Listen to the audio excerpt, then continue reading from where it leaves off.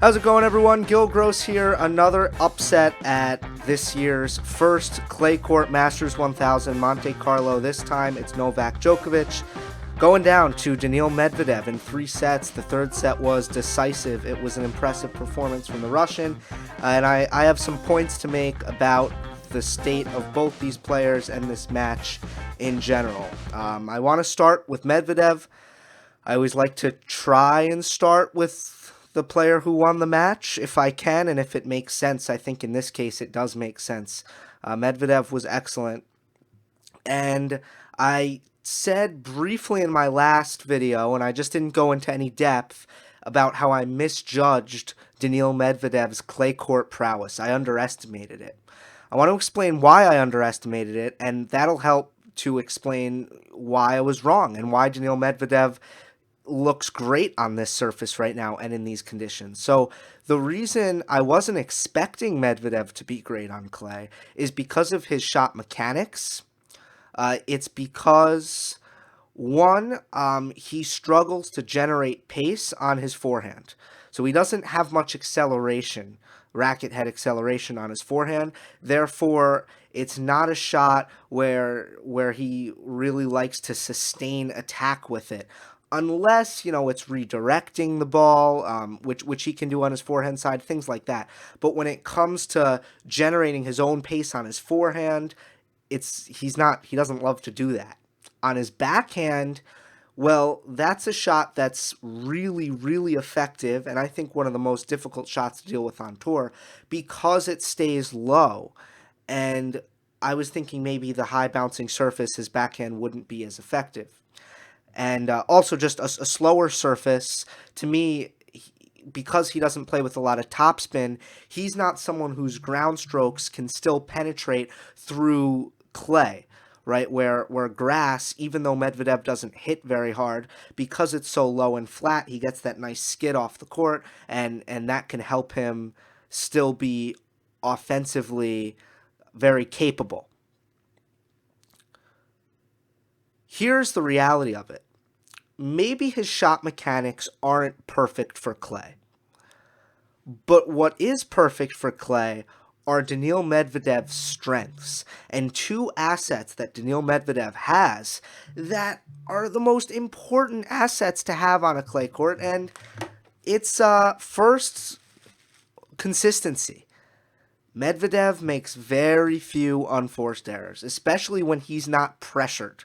So I've seen matches where he's made some errors, matches like against Federer, where Federer is putting a lot of pressure on him to make every shot perfect. And we're going to get into this, but Novak Djokovic didn't do that.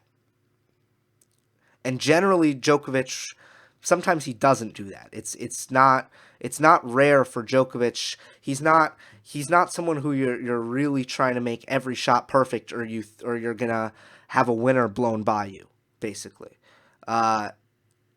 So Medvedev is ultra consistent. It wouldn't help him, though, if he wasn't a cardio monster. So these are the 2 main points. When you're dealing with a court like Monte Carlo, it's windy and it's slow. And I mean, it might be the slowest court on tour. It really might be. And you combine the wind, and it's quite simply hard to win points on your own terms. It is hard for players to win points on their terms. It is hard to hit winners. It is hard to force errors. So what's at play? Shot tolerance is at play. How long can you last is at play. And how well can you remain unattackable? And it's important to note, and I think people will say, oh, Medvedev's ball stays low, and then they won't exactly explain, well, why is that good? Why does that help? The biggest part of that, and yes, offensively it can be difficult to deal with a ball that's low bouncing and skidding, but from a trading perspective, it's just hard to attack. Like, I'd rather a ball bounce up so it can sit up for me and I can hit, if I have a big forehand, I want that shoulder level. I mean, if the ball isn't getting above my shoulders and it's not sitting up for me, I'm having to hit up on the ball myself. And if I'm having to hit up on the ball, then I'm not able to drive through the ball, and it's going to be harder for me to play offensive tennis. So Medvedev's ball staying low, and it stays low on his forehand as well. I don't want to just make this about his backhand. His forehand doesn't have a lot of topspin, and his forehand doesn't have a lot of net clearance either, so the ball stays low. Very hard to attack. Well, if I'm playing a guy who's hard to attack, he has great lateral movement, he doesn't miss, and he has amazing cardio.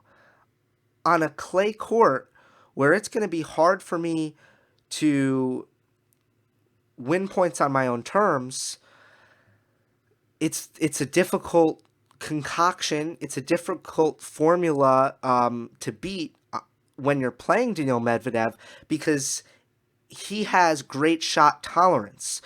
Shot tolerance, your ability to play extremely long rallies, right? How long before you pull the plug on a rally? That's shot tolerance. How many balls can you play?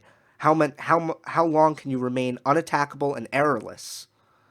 Well, what factors in? Cardio factors in. Fitness factors in. Because if you get tired, your shot tolerance is going to be a lot lower.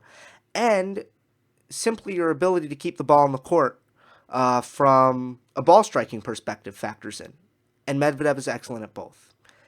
That's why he is so difficult to beat in these conditions. Now let me go to Novak Djokovic.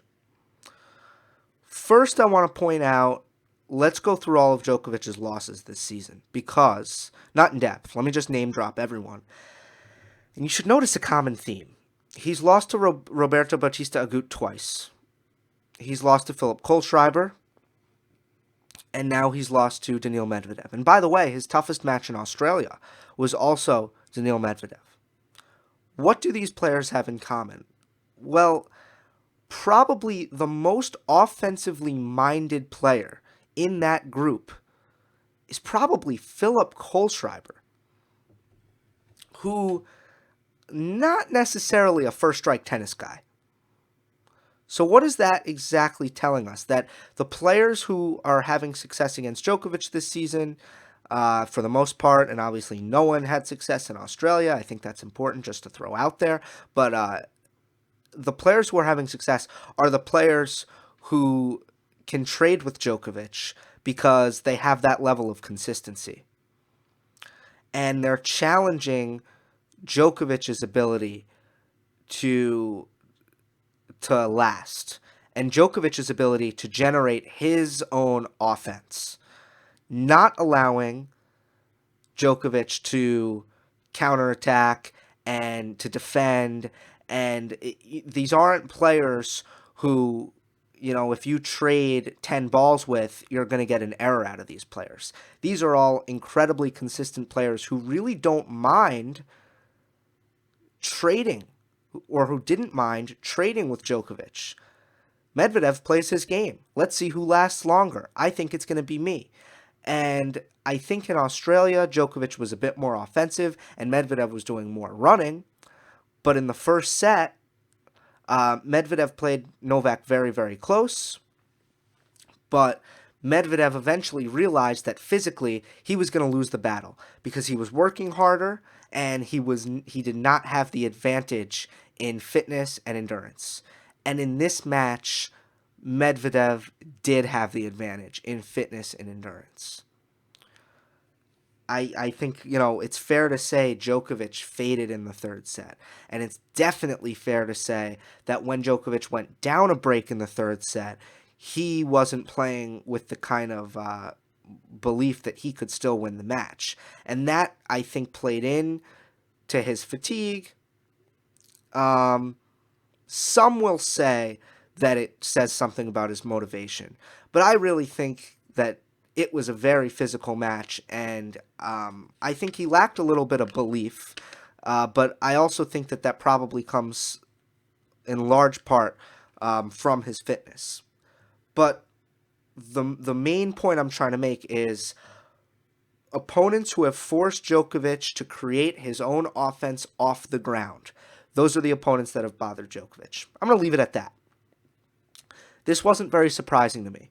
I want to zoom out, talk about where Djokovic is out, because I saw a lot of people saying, this is baffling. I can't believe it. What's going on? He bowled through the Australian Open, and now he hasn't made a quarterfinal, or he hasn't advanced. Did he? Was it a quarterfinal? It's either he hasn't made a quarterfinal or he hasn't made a semifinal. But anyway, he's lost prematurely 3 tournaments in a row now. I can't believe it. I'm baffled. Okay. I was baffled Indian Wells. And then Miami, I went, oh, he's not in shape. He's not ready. He's not ready to play. He's not in form. So how am I going to be baffled, and how are people so baffled 2 weeks later when he looked better than Indian Wells in Miami? Raised his level a bit. His form looked better. It will continue to get better. But that we didn't get peak Djokovic, we're surprised? Why are we surprised? Let's think, let's just take a step back here. I mean, this is going to be a process. And I think by Paris, he's going to be ready.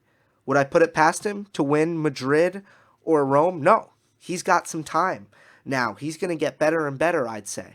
But clearly, he said it himself. There are things going on off the court. He has other priorities. The majors, obviously, when it comes to tennis. But what about off the court? The guy cares a lot about other things, cares a lot about his family, and tennis is just not everything to him right now anymore. And Janko Tipsarevic said it on the tennis podcast, a good interview that covered a lot of topics, and Novak Djokovic hinted at it in many of his recent interviews as well. He has realized that tennis isn't everything, and he took a long vacation after Australia. And this is what happens. Because it doesn't matter if you're Federer, Nadal, or Djokovic. If you're not at the peak of your training, you're not at the peak of your game.